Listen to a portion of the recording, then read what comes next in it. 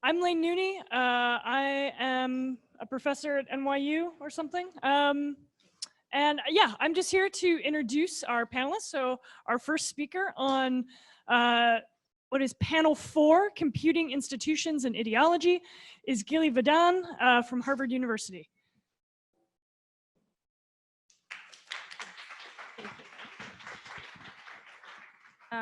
Thank you, Lane, and thank you all for hearing me talk about something that is somewhat tangential to the keywords of today, but I hope we'll find some resonance. So I'll start my timer as well.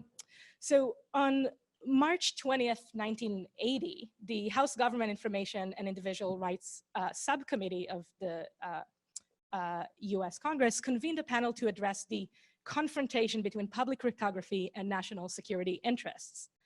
The panel appeared before the subcommittee just after Floyd Abrams, a lawyer who represented the press in the Pentagon Papers case, testified on the constitutional status of born classified scientific research. The Nixon administration's legacy of secrecy and surveillance haunted the subcommittee's work. The three-person panel, specifically on cryptography, consisted of historian and journalist David Kahn, NSA director Bobby R. Inman, and Wisconsin computer science professor George I. DeVita. Throughout the 1970s, Kahn assumed the role of a spokesperson for the field of cryptography. Having published the Codebreakers in 1967, 13 years prior to this panel, the definitive history of cryptology and an unlikely bestseller at 965 pages, Kahn was now being called upon to weigh in on the seismic shifts in the field. It is hard to find writing on the subject of cryptography from this period, be it a technical report, a conference paper, or a news item that does not pay some tribute to Kahn's work in the form of a citation. Full of sample codes and historical cryptograms, the Codebreakers now formed its own kind of a shibboleth. Kahn was called upon by Chairman Richardson Pryor, a Democrat from North Carolina, to open the panel by framing the issue at hand. In his prepared testimony, Kahn clarified that he did not think that the panel's title was appropriate.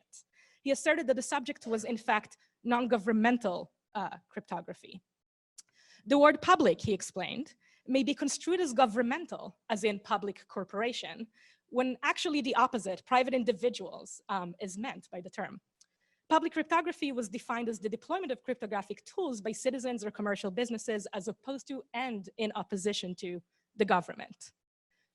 But that was not sort of a foregone conclusion in the public life of cryptography in the 1970s. And what I will talk about today is beginning to trace the process through which public cryptography came to be not only non-governmental as in deployed by non-governmental actors, but also somewhat of a tool that is seen as antithetical to governmental control. And I will just sort of describe one of the many moving pieces in the making of public cryptography during this time period. Recent work has looked at how advocates of strong cryptography for private use insisted it was necessary as both a technical matter and political imperative to keep cryptography outside the reach of government. And Sarah Myers West has teased out how the cryptographic imaginary in the last few decades became increasingly associated with certain democratic ideals around individual privacy and autonomy.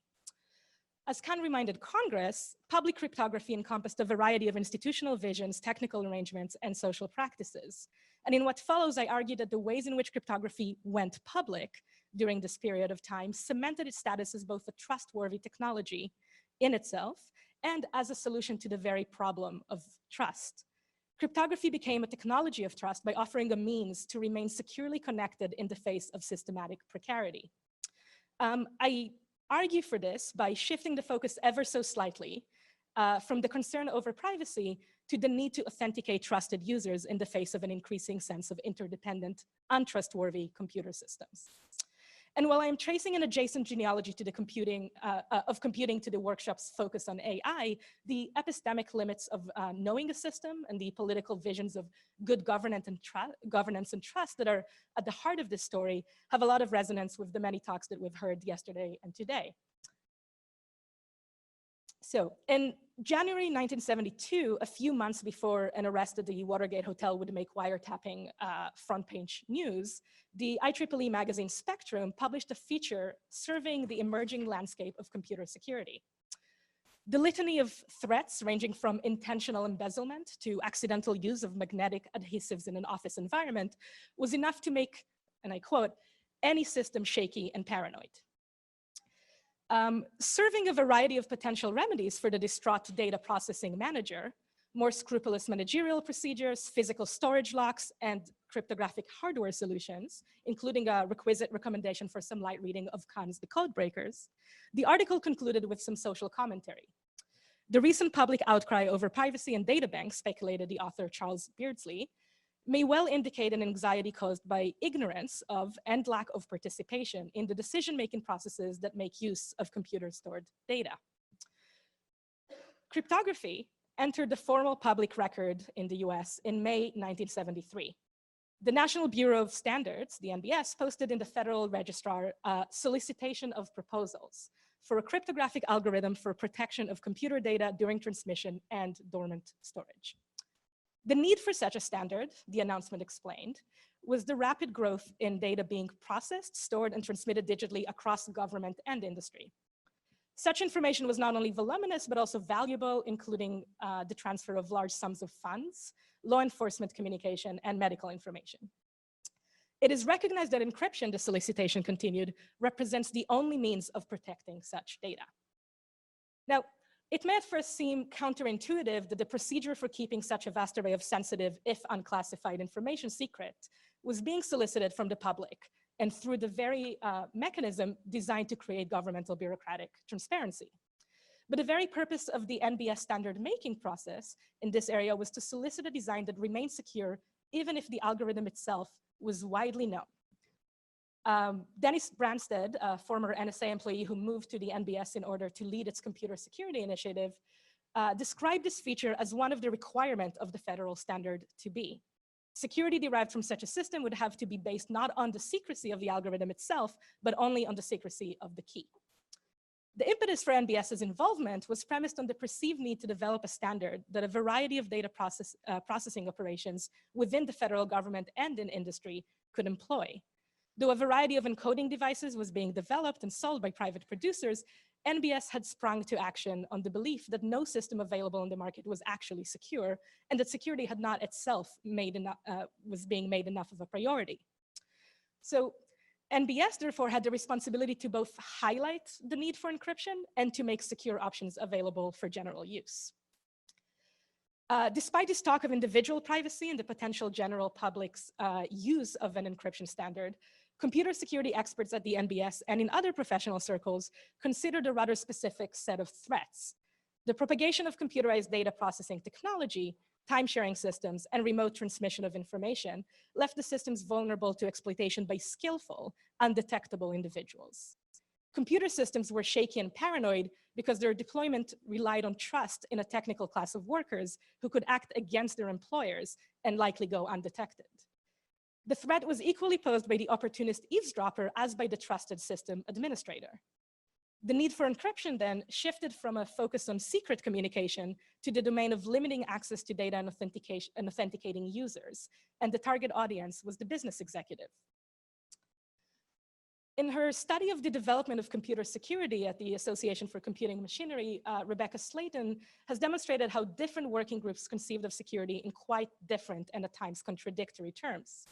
So protection of data from unauthorized access potentially ran against the grain of fault tolerance measure in the form of redundant systems and backups. For those who considered the business itself to be the most likely victim of computer crime, security then most often meant the need to control individual employees' use of data. One of the most vocal advocates of the risk of computer crime was Don B. Parker, a consultant at the Stanford Research Institute, whose proclivity to media appearances throughout the 1980s was commented upon by colleagues and resulted in a profile in People magazine. Parker argued that with the introduction of computing into areas such as electronic funds transfer, the nature, needs, and methods of trust in business were changing in ways that allowed an individual to pose greater threats to the business in which they worked. This particular view of the changing trust needs and methods of business recasts an entrenched problem in cryptography itself, that of key distribution and management. If so much of the security of the encryption standard hinged on the key itself rather than the algorithm, who ought to generate and distribute them? As NBS and other computer security experts were framing the issue, this was a managerial problem that required each business to figure out their own access control structure and key issuance procedure. On an individual user level, however, knowledge of the key would be shared between the authorized individual user and the system. So cryptography first went public as a practice of authentication, making the individual user legible to the system rather than one of obfuscation of individual users' actions and communication. There was a pervasive conviction that this context of computer security differed substantively from the pre-existing security procedures of the military. Unlike Paul Edwards's account of the closed world that characterized the Cold War career of computerized military command and control centers, public cryptography seemed to have more in common with other civilian preoccupations of the 1970s. Appearing on the pages of the NBS magazine Dimensions, alongside efforts to reduce domestic dependence on foreign oil or the spread of house fires. In a world of increasingly interdependent precarious systems, standardizing encryption could mitigate some of the hazards of living in an interconnected society.